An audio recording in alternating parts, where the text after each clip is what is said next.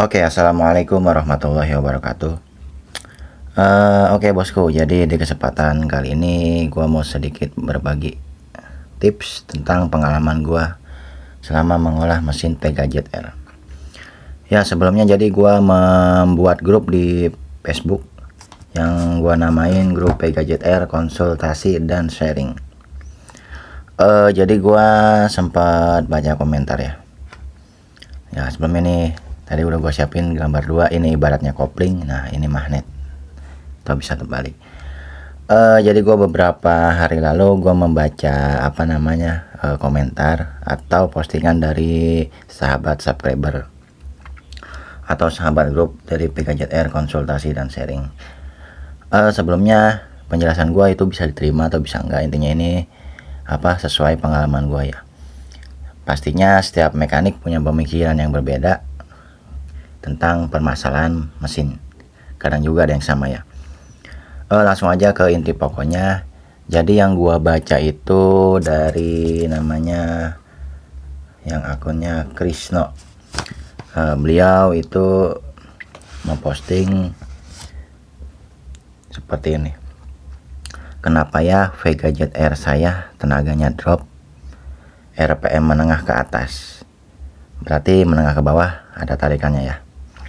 Terus motor habis saya bubut magnetnya 2 mili, sama kampas kopling saya lepas karena pakai kopling manual. Nah, ini tentunya untuk motor harian ya.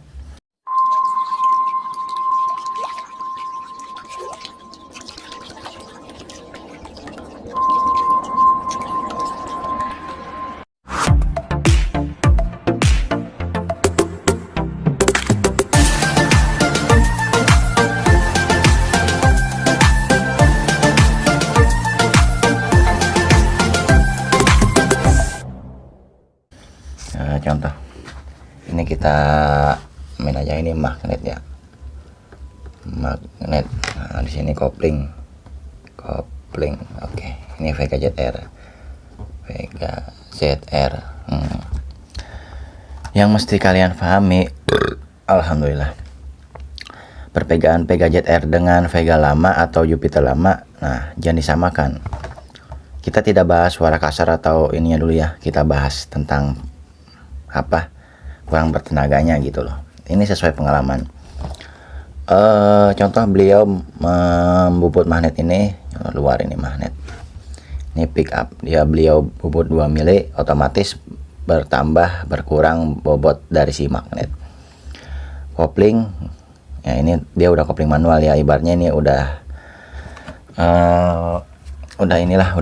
mendingan lah gitu. Kita bahas di bagian magnet dulu ya, tolong jangan di skip. Nah, di magnet nih, yang mesti kalian pahami, magnet Pega ZR dengan Pega lama atau Jupiter lama itu jelas berbeda beratnya, itu lumayan beratnya, beda di atas 100 gram. Kalau kalian bubut dia tambah ringan. Kalau untuk harian mungkin secara tarikan enteng awal karena dia enteng ya. Nah, dikarenakan bandul Vega ZR itu lumayan berat, kalau kalian bubut ini magnet itu tambah ringan, itu spekasinya bukan untuk harian, harus disesuaikan juga dengan bandul kerk as yang ada. Nah, karena magnet Pega ZR Jupiter Z itu Z new itu magnetnya itu udah ringan. Jadi menurut saya nih, enaknya itu nggak usah dibubut, nggak usah diperingan. Jadi ntar tenaga atasnya dia berkurang. Nah, itu yang saya alami karena saya juga pernah bubut untuk memastikan benar atau tidaknya tenaganya berkurang. Mungkin secara garis bawah tenaga bawah oke lah.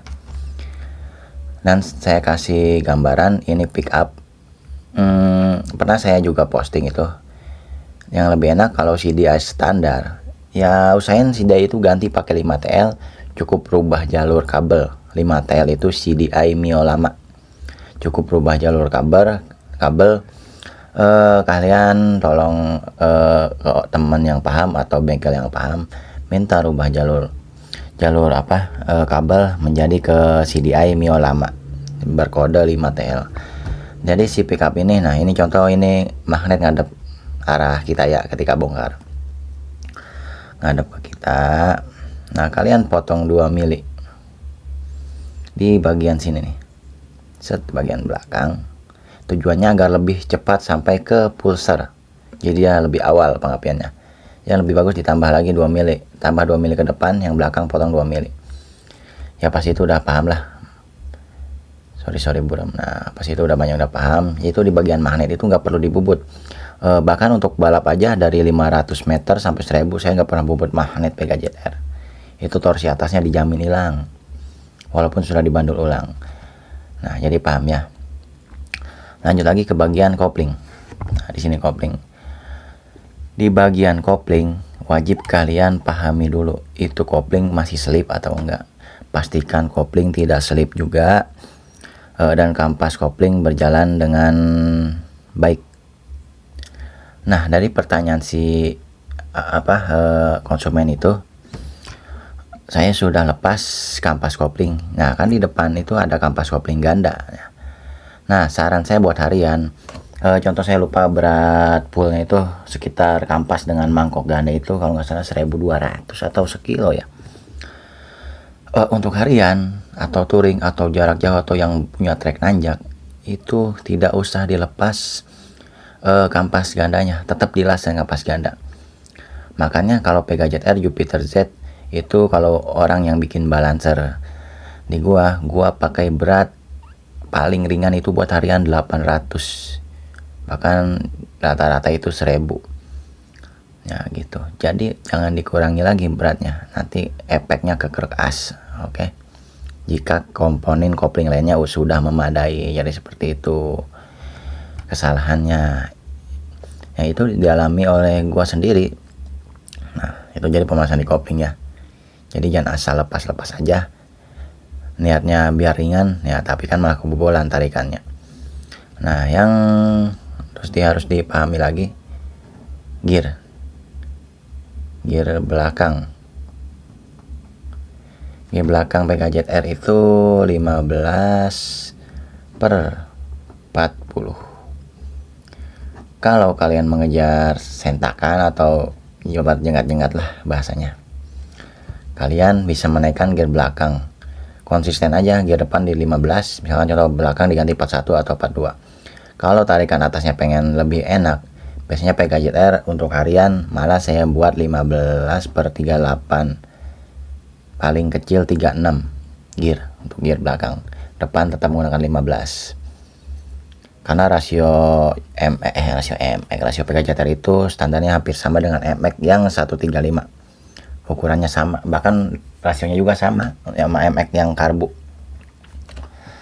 Nah jadi seperti itu ya. Untuk tenaga lainnya, penyalur tenaga lainnya tetap berpondasi tenaga awal berpondasi di piston dan noken as. Nah udah paham ya, piston dan noken as. Jadi tidak semata-mata kalau motor enak itu cuman kopling, magnet, masih banyak dominan lainnya yang harus kita perbarui. Walau masih banyak juga part standar yang kita pakai. Oke, ini hanya sekilas gambaran dari gua sesuai pengalaman. Kalian berbeda pendapat silakan, saya nggak memaksa. Untuk sekilas pertanyaan lainnya silakan kalian di komentar, atau bisa kalian DM di Instagram PMS Racing Team, atau kalian bisa gabung di grup-grup Facebook saya. Yuk yang mau konsultasi silakan di komentar.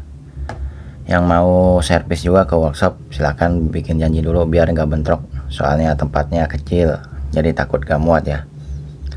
Oke, jadi demikian dulu bahasan tentang Pega ZR. Untuk bahasan motor lainnya nanti kita tunggu dulu respon dari para subscriber atau para pengeluhnya juga yang dikeluhkan oleh konsumen. Oke, semoga besar kecilnya dapat dipahami. Mohon maaf kalau penjelasannya kurang dipahami ya, karena bisa saya ya. Kalau mau langsung paham bisa langsung ke rumah, ke sini, ke bengkel, ke gubuk kita selok untuk sharing. Oke ya, selamat beraktivitas, sehat-sehat selalu, dimudahkan rezekinya bosku. Sekian dari saya, Wahyu Channel. Jangan lupa like, comment, and subscribe. Pokoknya saling dukung, saling support, insya Allah berkah. Karena udah siang juga ya, tahu ini uploadnya kapan ya. Ya oke bosku, aduh ngecaprak mah gak ada habisnya ya. Belum mandi juga ini saya, aduh. Bahasanya dari saya, gua, aku, apalah intinya yang penting tersampaikan gitu loh. Dan semoga bermanfaat. Sekian dari saya. Sekali lagi mohon maaf jika ada salah-salah kata.